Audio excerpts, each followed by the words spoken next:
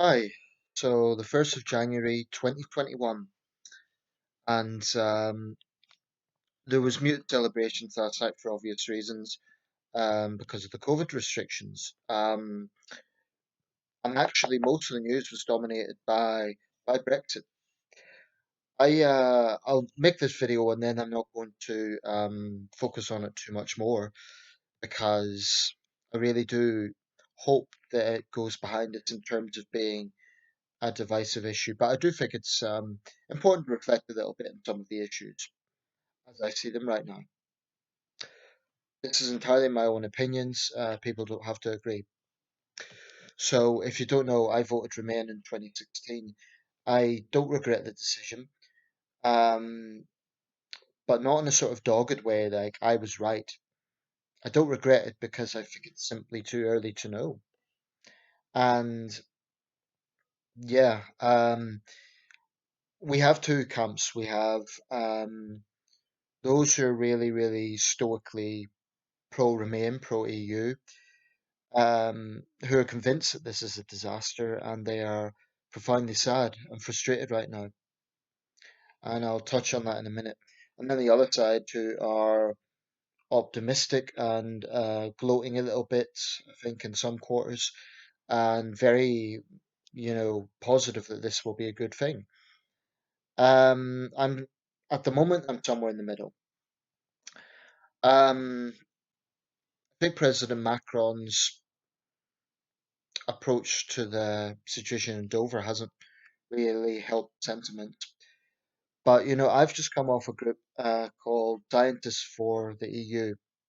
I've kind of followed it for about 4 years on and off. I always knew they were very, very pro Remain. Um, but I was disheartened seeing some of the comments. Okay, maybe emotions are strong right now as we have just come out. But really, the amount of bigotry there, particularly leveled against England and the English. This is why they had a little picture showing a girl holding a map of Scotland like a light bulb and saying, "One day you will welcome us home," home being the EU. Now, it's quite an evocative piece of art, but I must admit it kind of annoyed me because, well, more than annoyed me, it concerned me because it's an example of a group being kind of taken over by one ideology when it's supposed to be about another. Now, what I mean by that, I mean that that's supposedly a pro-EU group and that's what they're all about. But with that post, they were really advocating for Scottish nationalism and Scottish separatism because home indicates the EU as opposed to the UK. Um, I've felt similarly polarized on some British unionist groups opposing Scottish nationalism because they have posts attacking Remain voters. The fact of the matter is, there are millions of people who voted Remain who are also robustly against the UK breaking up and would be equally sad, if not a lot more sad, if that happened. We were in the EU for 48 years, 1973 to 2020, about 47, 48 years. And, it's a profound event. But the UK Union has been around for 300 years, more than 300 years, 313 to be precise, as the Union of Parliaments, and 417 as the Union of the Crowns. Now, that's a much older union. So I am saddened by those who are perfectly okay with the UK breaking up. They see Scotland as being at home in the EU. It's nonsensical to me.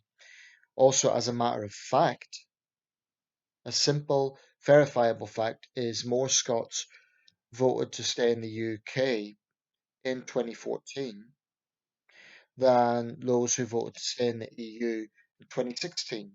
So I'm seeing this argument Scotland's being dragged out of the EU against its will because the majority of Scots voted to stay in.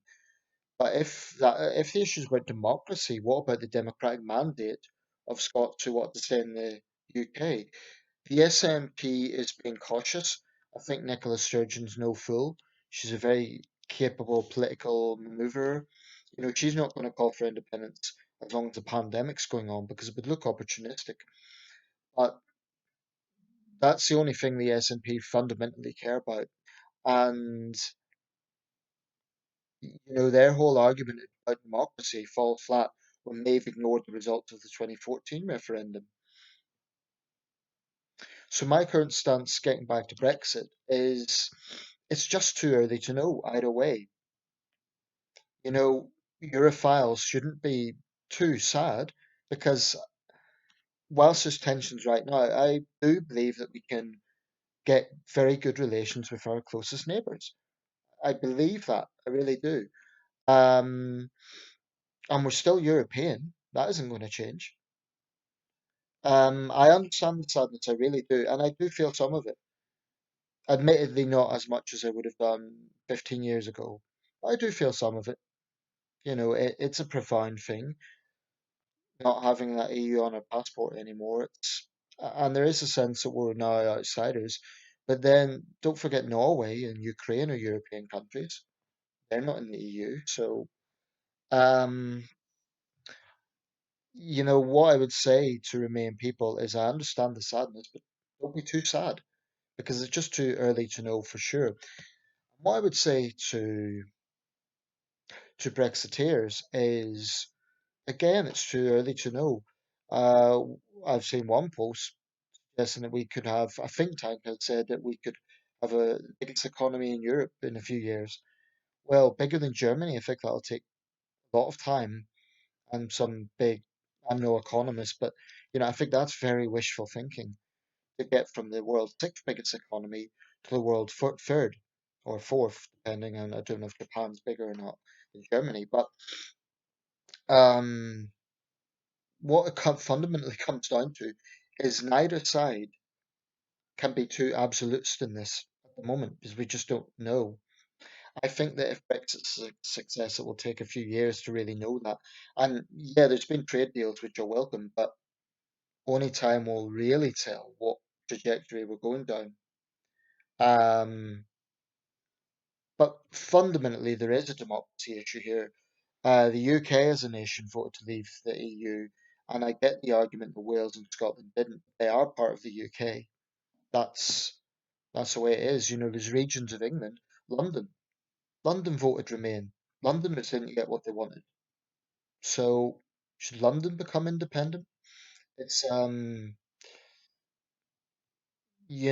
that's a position I think is leaning a false narrative in a sense.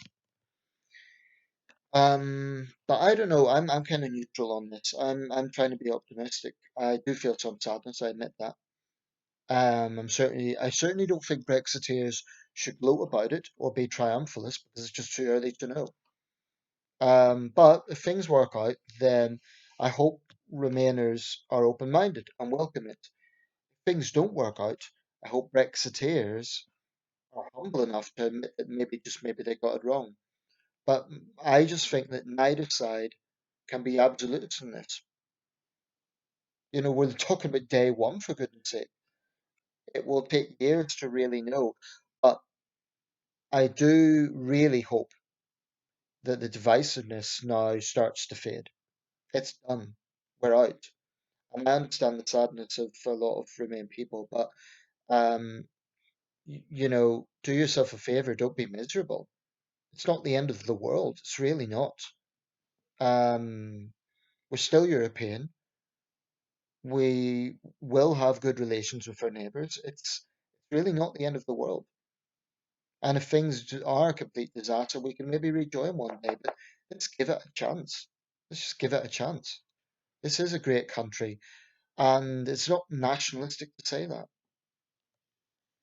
Okay, I'll round this up. That's my thoughts. I won't be making many more videos about this because unless something really drastic happens, but I really, really hope it works out. I'm moving on. I just don't think, if you're a Remain person that wants to keep pushing for another referendum or trying to stay in, you're just going to make yourself unhappy because it isn't going to happen. Certainly not anytime soon. If we've learned one thing over the last 10 years, it's that referendums are toxic. They're divisive. They cause great bitterness in society. We don't need other referendums. I think it would help anyone. Right, that's my stance. Best wishes everyone for the rest of the year, and let's hope it's a success.